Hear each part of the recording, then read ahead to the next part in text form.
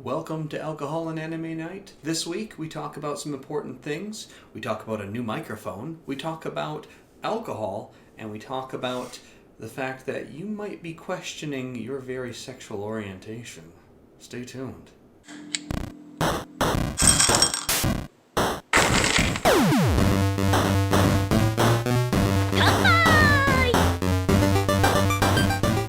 Welcome back to Alcohol and Anime Night, the show that gets you drunker, that gets you fatter, and of course, in this case, we're going to introduce you to some controversial sexual topics, which in this case may make you question your very orientation. This is, of course, meaning that we're going to talk anime. And this anime this week is none other than the raunchy, fun, sexy monster, ichi comedy, harem. Ooh, harem. I can put that into the weeb glossary. Awesome. I haven't gotten that one yet. Harem. Good one. Called Monster Musume. And Monster Musume is a really fun anime that you may be very familiar with because it is everywhere. It shows up on a lot of YouTube searches. It shows up in a lot of searches if you're searching for things like the interspecies reviewers. If you liked that one, you're going to like this one. It's a very similar concept.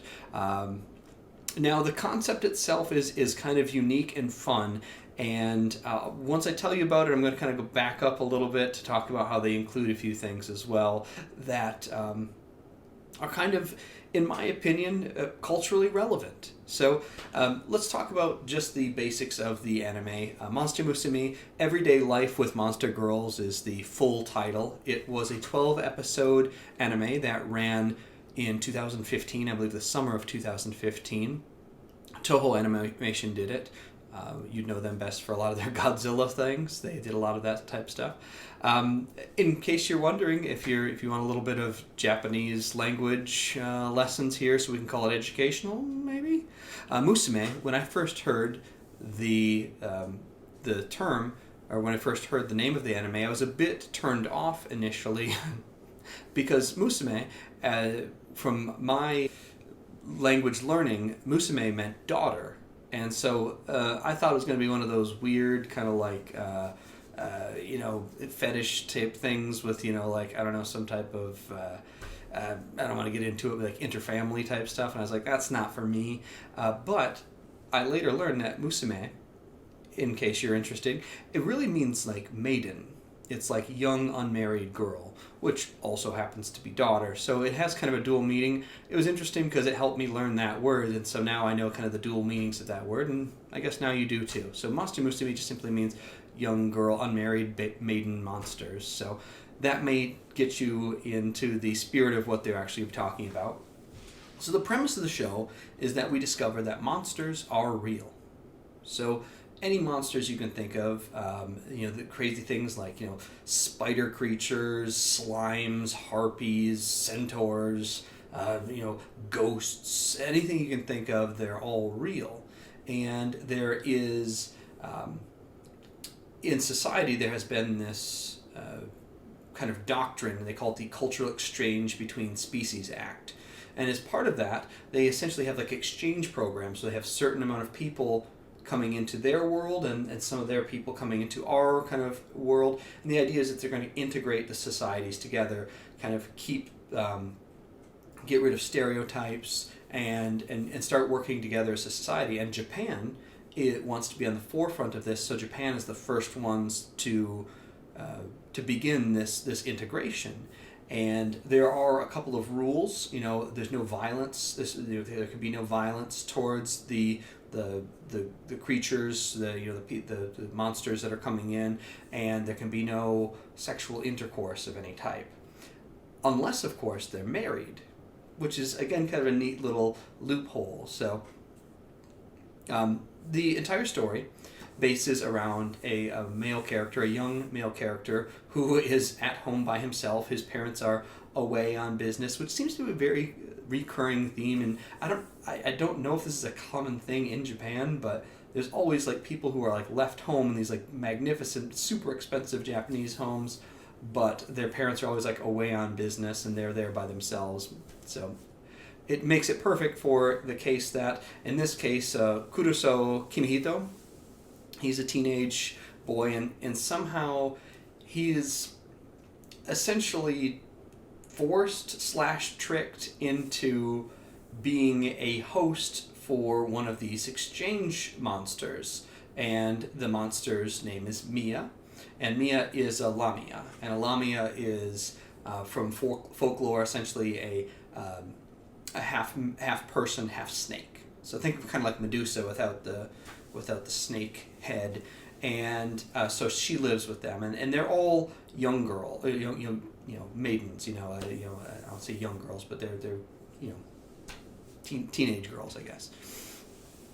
And so thus begins this Agent Smith, basically, that comes in. She is definitely a play on the Matrix Agent Smith kind of thing. She comes in and she's like this intimidating creature, or this intimidating character. It's like, listen, and you take care of her, and if anything happens, it's on you, and remember, no funny business kind of thing. And so she's a recurring character, and there's some other cool characters that are along with her that I hope eventually get seen a bit more. So it is a really fun show. It only ran for 12 episodes, meaning it ran for one season. Now, we've talked about the curse of the season 2 curse. And this show appears to be one of those shows that has the season 2 curse. There's been many discussions about the show having a second season, and there's plenty more content to go from.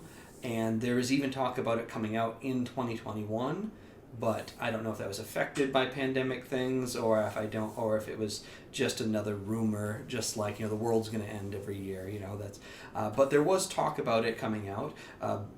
In this case, I wanted to get back so the great kind of message that it has is two really cool messages that it has. One is about not judging people by their appearance, especially if they may be scary, especially if they might have a certain personality type. And what's very interesting is that while we all may have very specific proclivities or things that we're attracted to, what's very interesting is that you will find one of these crazy monsters will be somehow attractive. And it's interesting that because of the fact of their personality or whatever it might be, and I think it's a great message to kind of be true to your heart. And I know it seems like kind of a sappy message for this kind of show, but be true to your heart, and you don't have to love somebody because they look a certain way or because they are a certain way. You kind of go by their character and who they are, and not letting other people judge you by that. So I thought that was appropriate for this week, and it's a really good show based on that specifically. It is a harem, and I put it in the Weeb glossary, but so there's going to be a whole bunch of different characters in there. I don't know if I did harem in the glossary before, but either way, it's in there now this time. So I think you'll like it. It's pretty short. It moves quickly. It's very funny. Lots of new characters. I believe there's a censored and an uncensored version. In this case, I think I liked the uncensored version better, and I was disappointed because I had watched like 99% of it, and then I discovered there was an uncensored version. I was like, Now it's easy to find.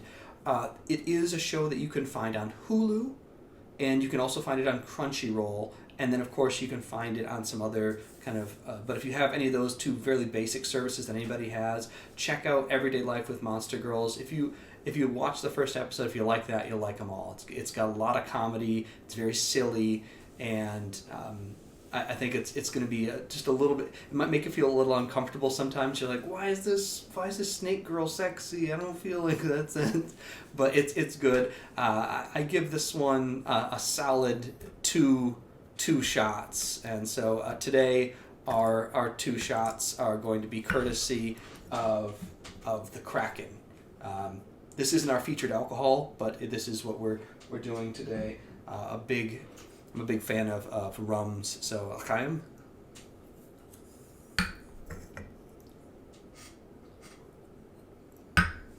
It's good stuff.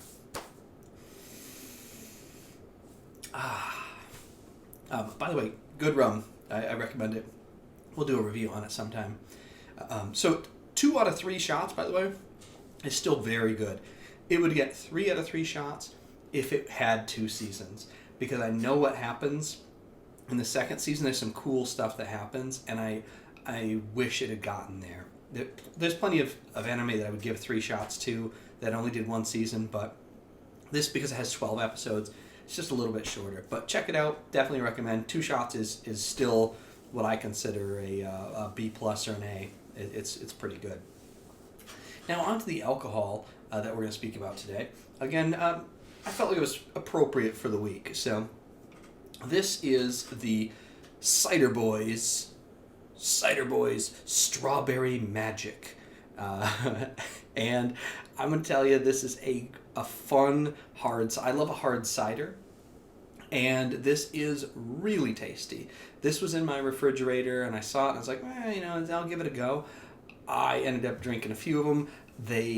A lot of these ciders, if they get below being like really cold, they can almost be like an energy drink where they don't taste that good.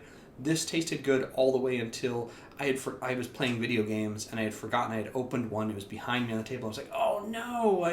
And so I was like, oh yeah, it's still good. It's still good even at room temperature. So check out this one. I don't even know where you can get it these days. I think it was available at Safeway when I saw it last time, and Safeway, but I imagine someplace like Fry's has it. But check out Ciderboys, the Strawberry Magic. Don't be ashamed. Don't be ashamed, gentlemen. This is good, so you don't need to be a tough guy. These are tasty. Other than that, that's all I have for this week. This is a quick one. I hope you guys like the new mic. I had to do some interesting things to do, and I had to get this adapter thing. It was very inexpensive, but in order to plug it into my phone that I use as a camera here, because it's a really good camera, I had to do a couple of different things and set it up. So I hope the settings are okay. I'm going to play with them a little bit more. I hope you were less distracted without having the headphones, but it's been a pleasure having you guys, and as always, come by.